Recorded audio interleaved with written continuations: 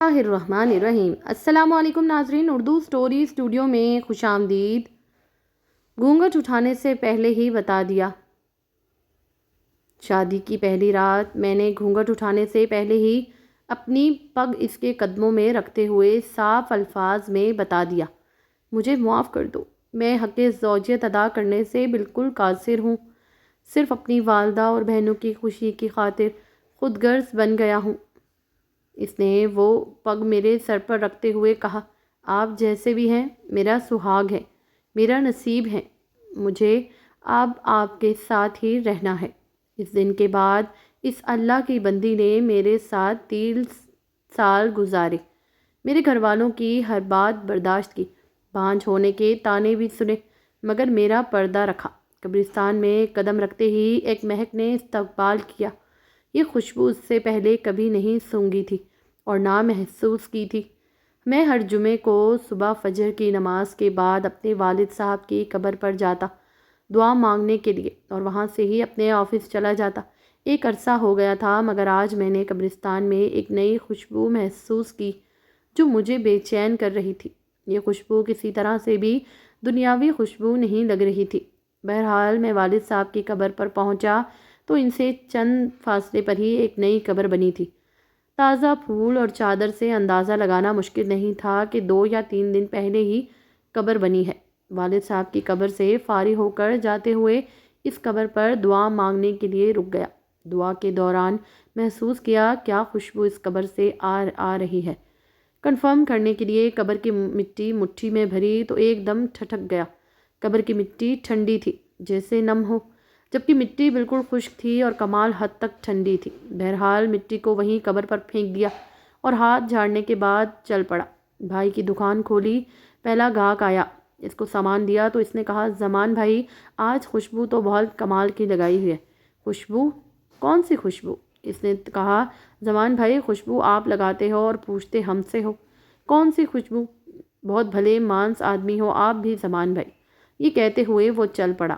میں نے جب اپنے ہاتھ کو سونگھا تو وہی خوشبو میرے ہاتھ سے آ رہی تھی۔ تمام دن میں اس خوشبو کو محسوس کرتا رہا۔ ہاتھ دھونے کے باوجود بھی میرا ہاتھ معطر رہا۔ اگلے دن ہفتے کو بھی میں نہ چاہتے ہوئے بھی قبرستان چلا گیا۔ والد صاحب کی قبر پر دعا کرنے کے بعد اس قبر پر دعا کی۔ کس کی قبر ہے یہ؟ کون ہے جو اس قدر نیک ہے، جس کی قبر ٹھنڈی اور خوشبو دار ہے؟ ایسا کون سا عمل کر دیا کہ اتنا بڑا انعام پا لیا؟ اس بات نے مجھے بے چین سا کر دیا۔ گورکن سے اس قبر کے متعلق پوچھا تو اس نے بتایا کہ خاتون کی قبر ہے۔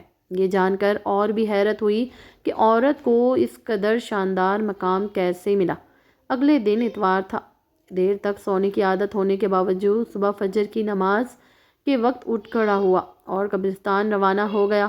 قبرستان میں داخل ہوا تو کیا دیکھتا ہوں، اسے خاتون کی قبر پر ایک بارش آدمی دعا کر رہا ہے۔ میں والد صاحب کی قبر پر دعا کرنے لگا۔ دعا کے بعد میں نے اس آدمی کی طرف دیکھا جو ابھی بھی دعا مانگ رہا تھا۔ جیسے ہی وہ دعا سے فارغ ہوا تو اس کی باہر کی جانب چل پڑا۔ اس کو جاتے دیکھ کر میں نے بھی اس کے پیچھے ہو لیا۔ جیسے ہی وہ دروازے سے باہر نکلا میں نے آواز دے دی، سر بات سنیں، 1 منٹ پلیز۔ جی فرمائیں۔ سر میں معذرت چاہتا ہوں، میں نے آپ کو تکلیف دی، مگر میں آپ سے ایک بات پوچھنا چاہتا ہوں، اگر آپ اجازت دیں تو۔ جی آپ پوچھیں، کیا بات ہے؟ انتہائی محبت سے اس شخص نے جواب دیا۔ شکریہ سر، جزاک اللہ۔ میں دراصل جاننا چاہ رہا تھا کہ یہ کن کی قبر ہے جہاں دعا کر رہے تھے؟ اگر آپ مناسب سمجھیں تو بتا دیجئے۔ یہ آپ کیوں پوچھ رہے ہیں؟ اس نے سوال کیا۔ دراصل اس قبر سے آنے والی خوشبو نے مجھے بے چین کر دیا ہے۔ ایسی خوشبو میں نے آج تک نہیں محسوس کی، مجھے یہ دنیاوی خوشبو نہیں لگتی۔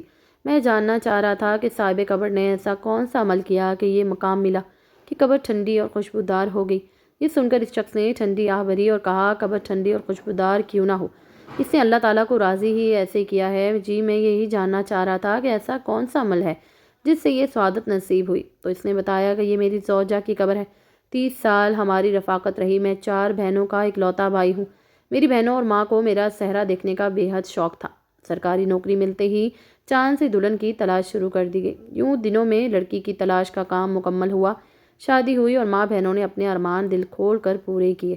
شادی کی پہلی رات میں نے گھونگھٹ اٹھانے سے پہلے اپنی پگ اس کے قدموں میں رکھتے ہوئے صاف الفاظ میں بتا دیا، مجھے معاف کر دو، میں حق زوجیت ادا کرنے سے بالکل قاصر ہوں، میڈیکلی طور پر مکمل انفٹ ہوں، صرف اپنی والدہ اور بہنوں کی خوشی کی خاطر خود غرض بن گیا ہوں۔ اس نے وہ پگ میرے سر پر رکھتے ہوئے کہا، آپ جیسے بھی ہیں میرا سہاگ ہے، میرا نصیب ہے، مجھے اب آپ کے ساتھ ہی رہنا ہے۔ اس دن کے بعد اس اللہ کی بندی نے میرے ساتھ 30 سال گزارے، میرے گھر والوں کی ہر بات برداشت کی، باندھ ہونے کے تانے بھی سنے، مگر میرا پردہ رکھا۔ اللہ تعالیٰ کیسے اس کی قبر کو ٹھنڈا اور خوشبودار نہ کرے جس نے اتنی پاک باز زندگی گزاری ہو۔ اس شخص کی تمام بات سن کر اس خاتون پر رشک آنے لگا جس نے دنیا میں صبر کیا اور اعلیٰ مقام حاصل کیا۔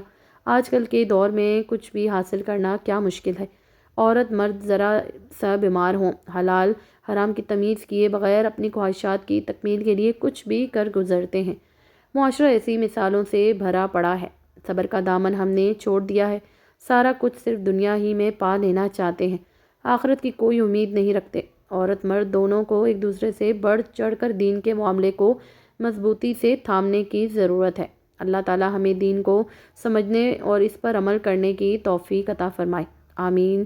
ویڈیو اچھی لگی ہو تو لائک اور شیئر ضرور کیجیے گا۔ مزید اچھی ویڈیوز کے لیے ہمارے چینل کو سبسکرائب کیجیے گا۔ جزاک اللہ۔